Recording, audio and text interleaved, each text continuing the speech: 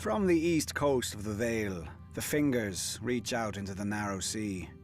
4 rocky peninsulas plagued by wind and rain, and barren to all but the hardiest of weeds.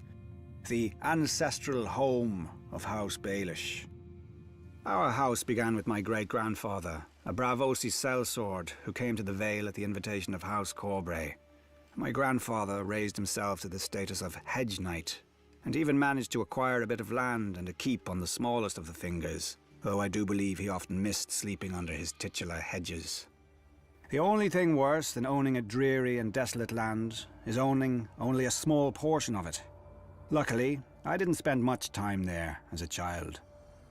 During the War of the Ninepenny Kings, a cheap name for a cheap cause, where other men fought for the king my father fought to befriend Hoster Tully, Lord Paramount of the Trident and head of one of the oldest and greatest houses in Westeros.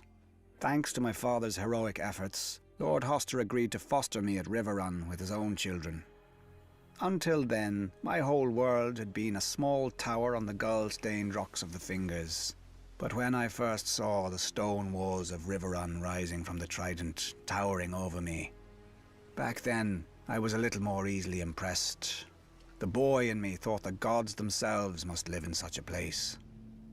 I soon learned otherwise. Lord Tully's son, Edmure, was quick to ensure I would never forget myself in their house. He nicknamed me Littlefinger, after my size and homeland, and the name was just cruel enough to stick.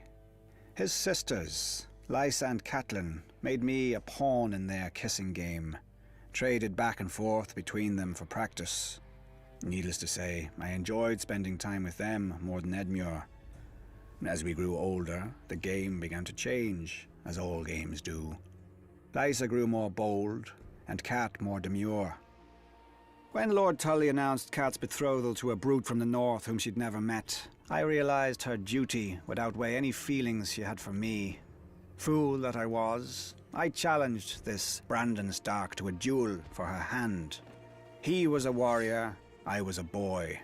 If Cat had not intervened, he would have killed me and laughed over my corpse. For my insolence, Lord Tully banished me from Riverrun. No matter. I had learned everything I needed by then. I would fight my battles not with swords, but with wits, where few men could match me. Even then, House Baelish might have died out on the rocks of the Fingers. I was again a poor lord, with no allies and no prospects, except, if I were lucky, the daughter of a middling merchant.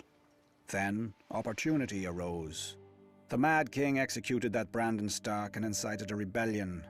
My old friend, Lysa Tully, was married off to John Arryn, Lord of the Vale, to cement the alliance against the Iron Throne, bringing her within my circle again. I quickly capitalized on our former affection and persuaded her to have me appointed as controller of customs at Gulltown, the Vale's greatest port. Wars burn gold like wildfire.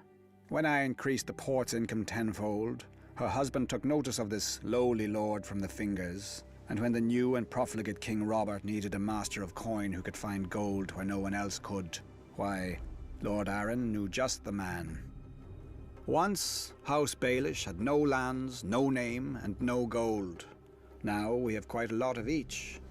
What new rung will the next generation climb? Let us not be hasty. I'm not finished yet.